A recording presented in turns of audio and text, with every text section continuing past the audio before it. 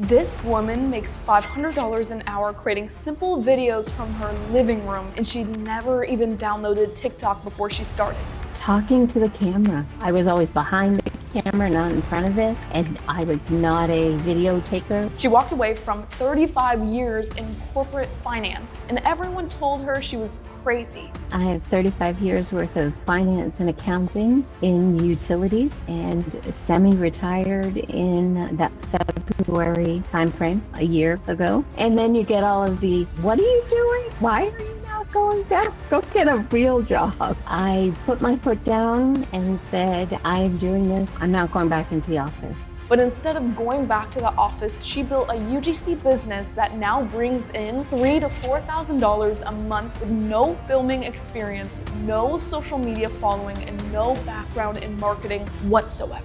I would say I'm in the 3,000 to 4,000 range. So it was learning what marketing was. I didn't know what oak was. 10 new vocabulary words. The wild part, her biggest deal, $1,500, took her 3 hours to film. And it wasn't for some trendy skincare brand. It was for a life insurance company. I had my largest job. It was 4 hooks, 1 body, 3 CTAs, and it was worth $1,500. It was a life insurance company through Fiverr. They reached out to me. I negotiated that contract and was super ecstatic when it went my way. A niche that almost no creator is thinking about, which is exactly why it's so profitable. I did a casket company, insurance, the DIY mold company, a roofing company. Insurance has the budget. Insurance is one of those that, like I said, nobody thinks of going into that niche. That is, again, has been my most lucrative UGC deal to date. In this video, she breaks down everything. How she landed her first deal with zero experience, the exact pitch strategy that gets brands to respond, and why Gen X creators have a massive unfair advantage right now, and how she built a business that pays for her entire retirement, all within her first year. We have the highest amount of spending power. Gen X women have the decision making usually in the home on where the money gets spent. It's hard to buy a skincare cream for wrinkles from a 20-something year old as compared to someone who actually has wrinkles. I needed health insurance, and this was for my health insurance. This affords me the ability to do that and more. I'm Gloria Stonelake, and this is UGC World. Hey, Karen. Hi. Hi. So tell everybody watching this call here a little bit about yourself. What's your name and how long have you been doing UGC for? My name is Karen Hanks. I've been doing UGC first time I got paid, or when I said, maybe I want to do this, because there's a little time span in between that. April of last year was when I said, yeah, sure, let's see what this UGC thing is about.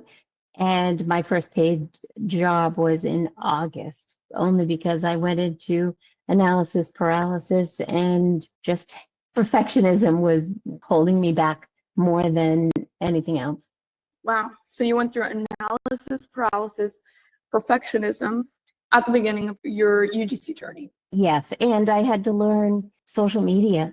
Prior to UGC, I didn't have a TikTok account. I never posted on social media, so I didn't know about an algorithm. I didn't know about all of the stuff that goes into content creation. Wow. Yeah, and that I'm sure many people can relate to that, because a lot of people, when they even start, they don't have a TikTok, they don't have an Instagram, right? And they're starting very, very fresh, and they have to go through this hardships of like understanding how to work social media when they haven't even used social media much before. So we'll definitely jump into that. But before you even started, what were you doing before UGC? Were you working a regular job? What does that kind of look like? Well, I have 35 years worth of finance and accounting in utilities and semi-retired in that February timeframe a year ago, actually. 2 days ago was a year ago. And I knew that I didn't want to retire, but I didn't want to go back into the corporate rat race. And he said, people make money online. How can I make money online? So I just started digging. And this this makes sense to me. It's like anybody can do this, right? The research that I did made it seem like anybody could do it. And I'm like, okay, I was kind of a skeptic, but really, anybody could do it. And then you get all of the, what are you doing? Why are you not going back to corporate? Go get a real job. Maybe that was one of your biggest like hardships. A lot of people telling you and questioning why you're doing things. A lot of people wondering like, really, you're trading social media for your corporate job? You know, Yeah. and it sounds like that was kind of the reaction, or like completely baffled. How did you get through that? I put my foot down and said, I'm doing this. I'm not going back into the office. I said, I don't want to. I had probably quiet quitting. I didn't know what that was until I was doing it for a bit. So the opportunity to retire early really did work out. And I don't look back and regret that decision a minute, not 1 minute. Wow. It was very powerful that you took that step, and it was hard and you don't regret it, right? And it turned out better, it seems, than you could ever imagine, which is amazing. We're going to jump into your transformation in a second, but for context, like, are you doing UGC full time right now? And if you are, how has that been so far? I am doing UGC full time. It is up and down, but I know when I don't work my business that I'm not getting the deals. So if you work your business and do your outreach and do the platforms and do whatever avenue that you do to get your jobs, if you continually do that and have that as your system, the jobs will come. It was a little dry because I took a vacation in October, so it was a little dry over November and December, but January hit and I'm like, wow, okay, I gotta make sure that I don't overcommit. There's been so much activity. Wow, that's amazing. So you went through this transformation. It sounds like, okay, starting UGC, first of all, you quit your 9-to-5 job, I guess. You started UGC and you found success with UGC over time. But going back to when you first started UGC, how long was it before you realized it wasn't as easy as everyone portrayed it was online? It's funny that you asked that because the UGC World was one of my very first YouTube videos that I saw on UGC. And I really loved the approach that you had about this isn't easy.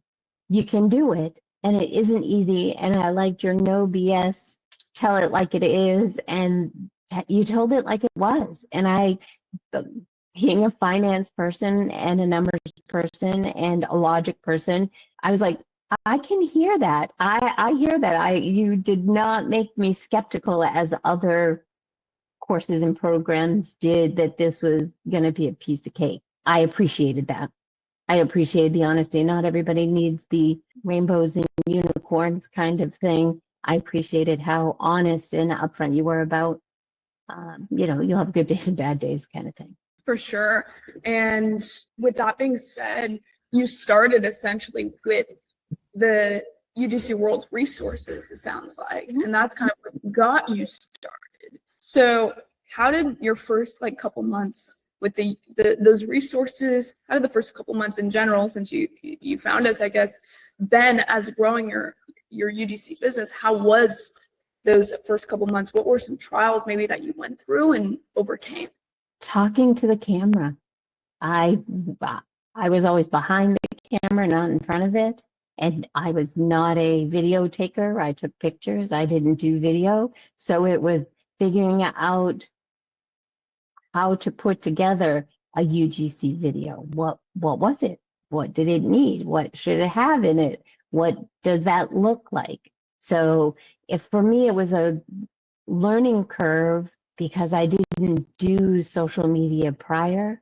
And I didn't know that those ads that I occasionally saw on Facebook were UGC ads. So it was learning what marketing was. It was learning what holds people's attention. What's a hook? Oh my gosh, I didn't know what a hook was. Never mind a body and a CTA. And every day it seemed like I had 10 new vocabulary words. So there was a learning curve for me not having been doing social media. And maybe that's my generation versus, one of the younger generations, but it was totally new to me. So large learning curve.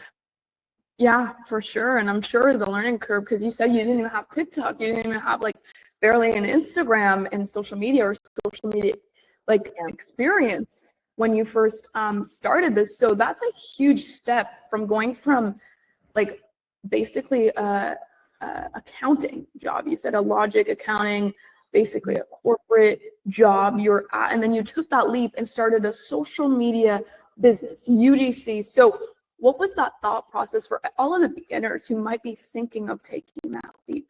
What was your thought process to just say yes? What convinced you to just like go all in with UGC to make it work? Because other people were making money at it. And it was challenging to me to say, other people can do it. The world is not behind a desk necessarily anymore. There are a lot of ways to earn a living today, and it isn't the standard, go and do the 9 to 5. And I had done that, was tired of doing it, and said, people do it, and I can do it too. That it was not this pie in the sky, oh, I'll never make it. I'm like, people do it. I can do this. I can do this. So for anyone who is considering it, it's not easy, but it's not hard. You just have to work it. Yeah. Because when you see other people doing it, it's like, whoa, maybe you get slapped in the face of like, whoa, this is actually possible. But when you're the one doing it, sometimes we get those doubts, right? And overthinking and everything when we jump into it and do it. But at the end of the day, when someone does it, that's very powerful, you said. When someone does it before you, it's obvious that you can do it too. You just got to put your head down and go. Right. Yeah. So for you, Karen, it sounds like you've gone through like a wonderful journey so far. You found UGC World Resources. They helped you get started, land some brand deals. I guess my question to you is like, right now, to any brand owners watching this, how would you describe your services, your specialty, your niche, and why would like brands choose you over other creators? Other creators, I don't know. I think that I have a warm presence on camera. I think that I'm genuine when I talk to the camera, that because of so much practice, I have probably about 50 brands that I've worked with over the last 9 months or so. Practice it, and the ease at which I can talk about the product in a way that resonates with me. I only take on projects that I believe in, as compared to something that doesn't fit me. I've turned brands down because it just wasn't a good fit for me, and I want to be able to be genuine when I talk about a supplement or insurance or any of the other niches.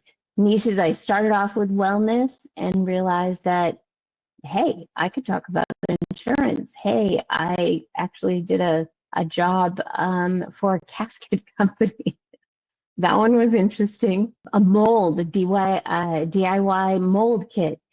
There's more than just makeup and skincare. There's a whole world of other companies who need Gen X, genuine people, authentic people to talk about their offering. I would even like to argue that there's more companies looking for Gen X, because Gen X, that's the least amount of creator, like most of the creators are my age, Gen Z or maybe even millennial. But Gen X is that niche of creators essentially where there's the least amount of Gen X creators, meaning there's a lot of drive for brands needing Gen X creators. Well, we have the highest amount of spending power. Gen X women have the decision making usually in the home on where the money gets spent. So it's hard to buy a skincare cream for wrinkles from a 20-something-year-old as compared to someone who actually has wrinkles. But I want it to be, I don't want snake oil. I want something that's actually, again, I can believe in. I want something I can believe in and pitch it the way that is authentic to me. 100%. And of course, if there are creators out there creating UGC for a product that's not even for their age demographic, I guess, of course, it's not going to hit as much as if someone that age that they're targeting creates UGC for it. So for you, Karen, that leads me to like, how did you navigate UGC at the beginning when it comes down to like which products to choose? Because I'm sure every UGC creator goes through this like trial where they're like, okay, there's a lot of openings. I'm getting even offers in this niche, for example, supplements, but I just don't align with supplements. So how do you navigate just working with brands that you truly resonate with, like even on like a spiritual level even? Wow, it can be difficult because it is a business. So you want to make money, but you also want to be true to yourself. So it can be difficult to say, maybe that particular supplement doesn't work for me.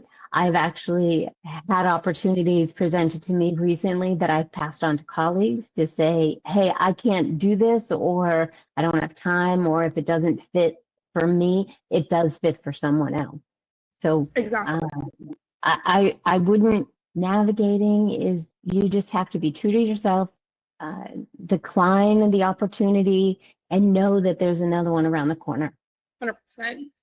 Like you always have the power to say no in this industry. Oh, absolutely. Mm-hmm. Always. No matter who offers you, you're not obligated to go do UGC that is not, suiting like who you are down. Honestly, that'd be it. You waste time, you not create the best UGC you can, and then you do the brand a disservice by the end of the day, not sending them the most authentic UGC to yourself, right? So it's just a lose-lose at that point of creating UGC for brands that just don't resonate with you deep down. So that's huge, and a lot of creators go through that. So for you, you've gone through this arc, essentially, we've gone through so far on this call, this arc of starting UGC. You went through trials, tribulations, but right now, I'd say you're a pretty successful UGC creator considering the rest of the industry, where they are. So break down, essentially, like how many collabs do you usually get like per month on average? I know you took that vacation and everything for the newer creators. And how do you generate those collabs mostly? I'm on UGC platforms. I do have a platform that I use that pitches for me. I've created the pitch template. It sends pitches for me. I have gotten some traction with that. I do get inbounds, and I've always been curious, and I actually mentioned this to some colleagues just last week. I wonder where they get me, where I should ask. Hey, how did you hear about me? Where did you get my information? I mean, I'm for someone who was never on the internet, and now I'm all over the internet in what my mind says. I mean, did they just happen to fall on my Instagram or TikTok account or YouTube or Facebook? I mean, I'm in a lot of different places. So I've always been curious how inbounds have found it to me if it's not one of my outbound pitches. But I've been very successful on the third-party platforms. I don't like giving away my percentage, but I don't have to pitch either. So there's a give and a take there. Especially when brands come to you on those platforms. Like I believe earlier you mentioned Fiverr, maybe Upwork, these platforms that are crushing for you and people in your like age group. And it shows a lot about, hey, where brands are, and that's huge. So with that being said, you're landing a ton of collabs a month on a month that you're not on vacation. You mentioned it was slow back in October, but you're landing a pretty decent amount of collabs, it sounds like. So how has it, I guess, my question is, what other systems do you have currently inside your business? Do you have any negotiation template systems? Do you have any other external systems? For those curious creators listening, like what have you, even with the UGC Academy, implemented into your business to just overall grow it in any area? You know, I have increased my rates based on my getting more experience, and I feel that I'm a mid-level creator now versus a beginner creator.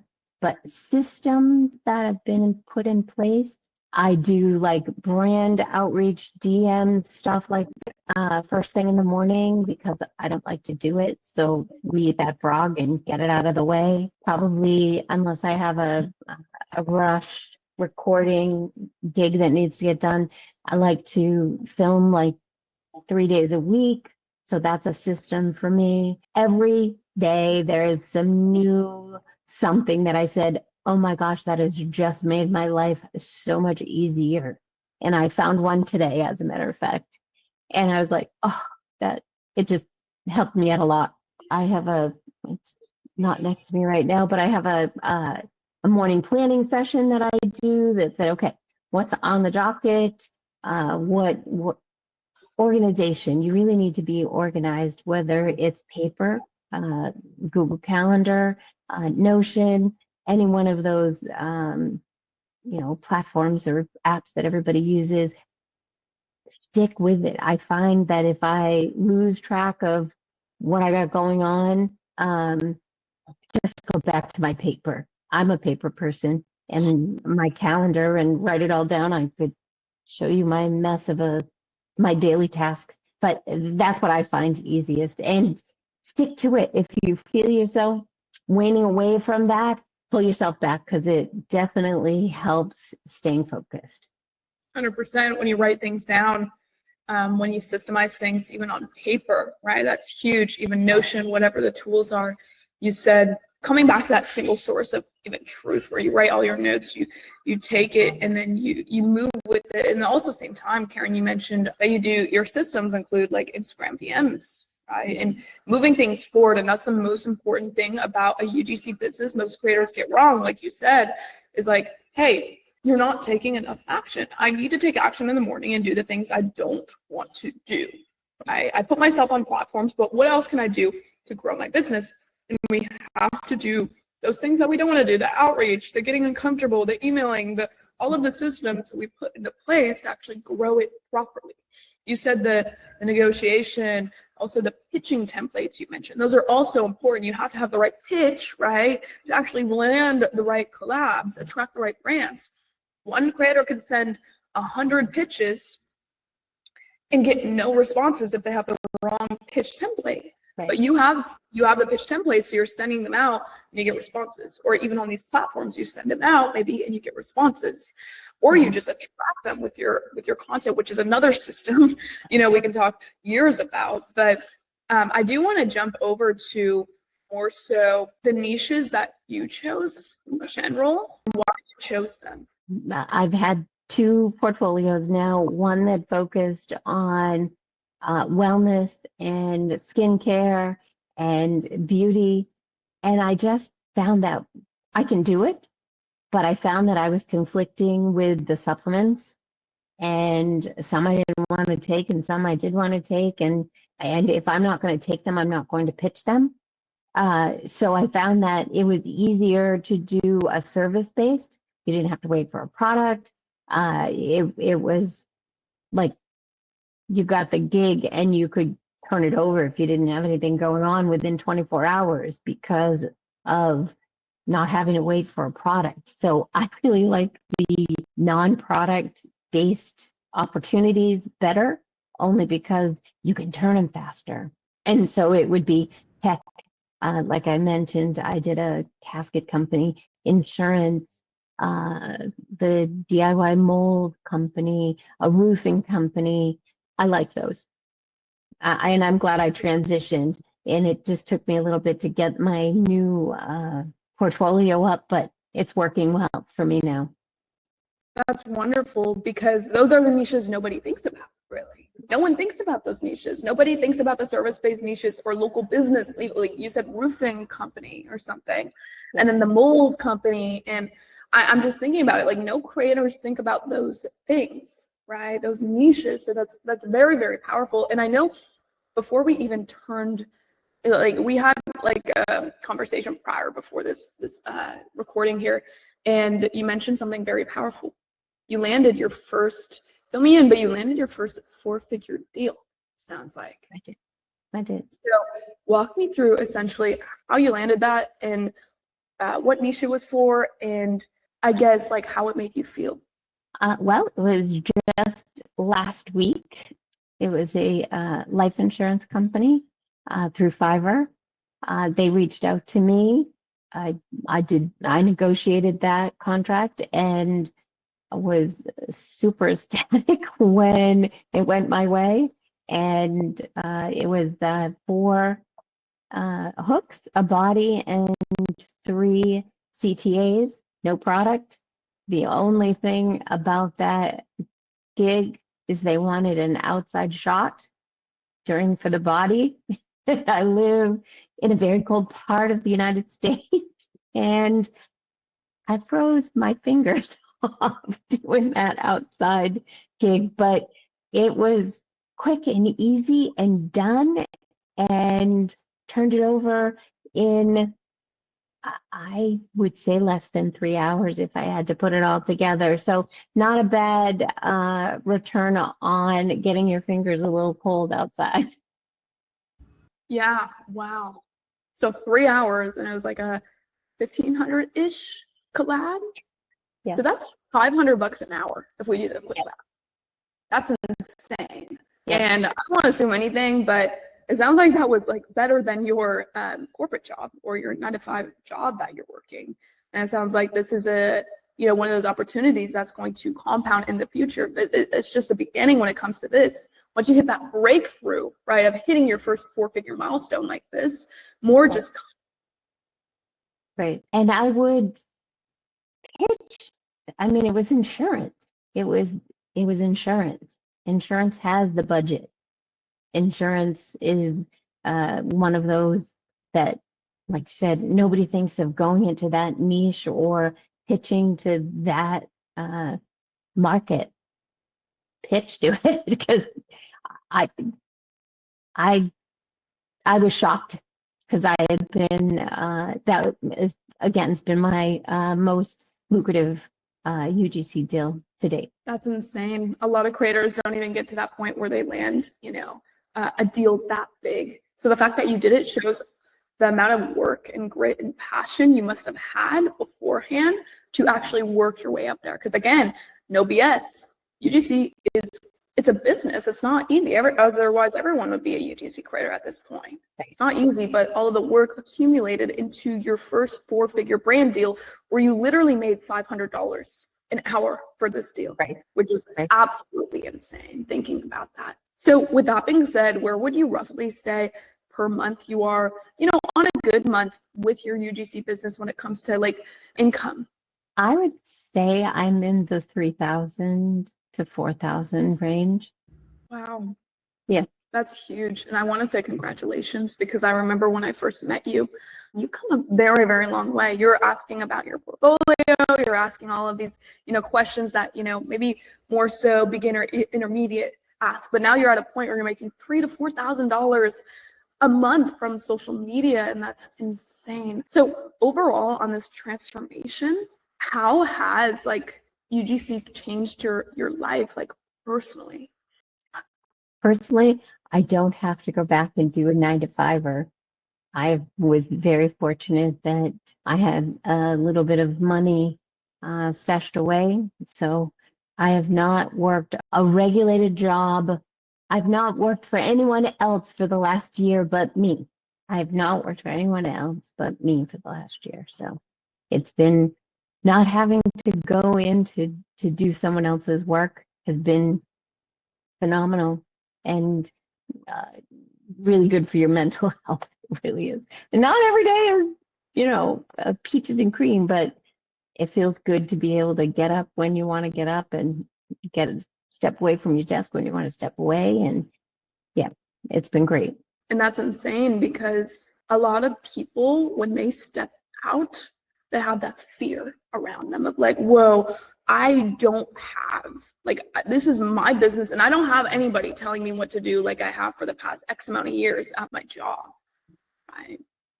And that's probably a big transformation. You mentioned, like, you sound relieved, first of all, and then second of all, you're proud of what you've accomplished, which is completely, like, is amazing, because you've come so far and you showed yourself what's possible over the past year and a half, maybe, with UGC.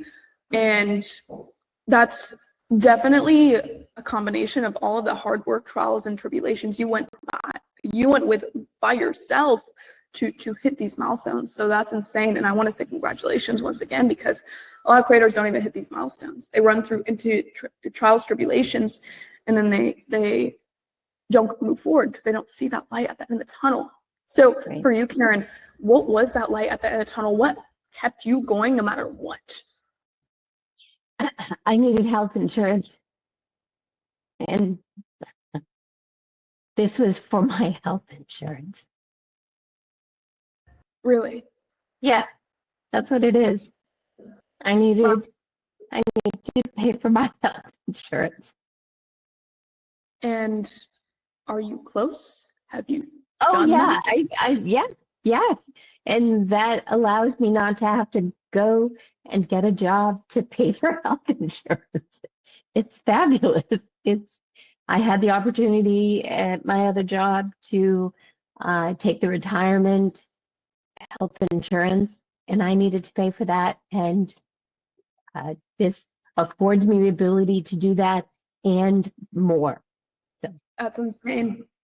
And such things come when you put your head down and just go. And I appreciate your vulnerability even on this call, because it's not easy, saying things like that. But also, I'm sure many people on this call feel empowered by your honesty, even that, hey, I'm doing UGC, and that fire underneath me, that light at the end of the tunnel, was just my health insurance, and just showing myself that I can do it without a job to fall back on, because you had that permission and greater calling to do it.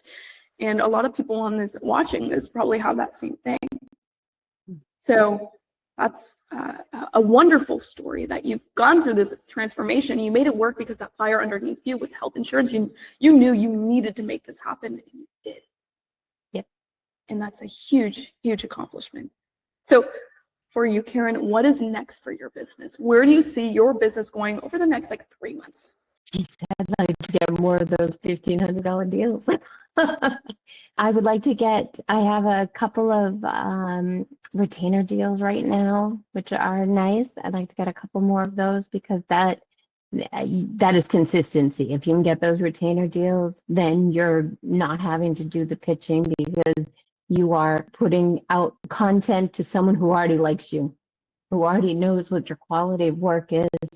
So the retainer deals are my goal, is to get more of those, and then do the one-offs if it comes my way. But retainers are where it's at. 100%. Beautiful. So you just see yourself scaling your business and attracting more of those 4-figure deals, sounds like, so you can exponentially grow. Yes, that is the goal.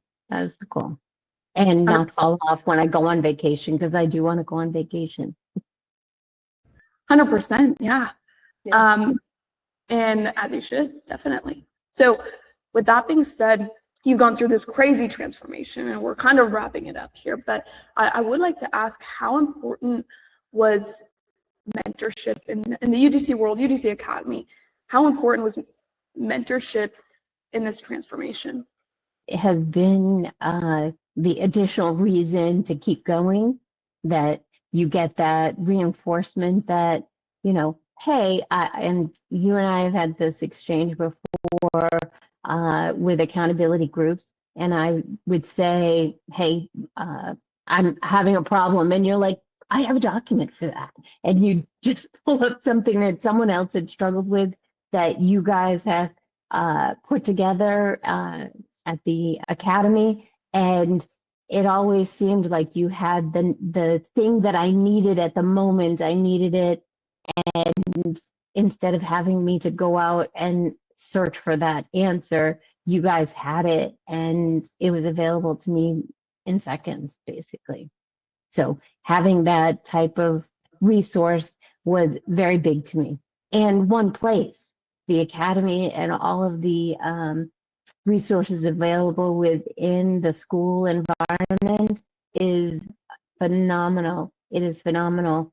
And it's real world stuff that people have done, that it's not pie in the sky. It works, and it's actually going to help you move your business forward, and you as an individual as well.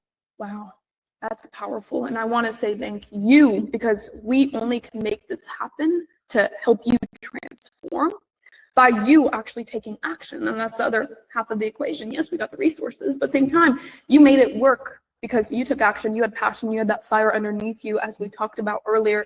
And that's all that matters, because you can use it all. You mentioned where you had it, but you asked first, Karen. And that's what mattered.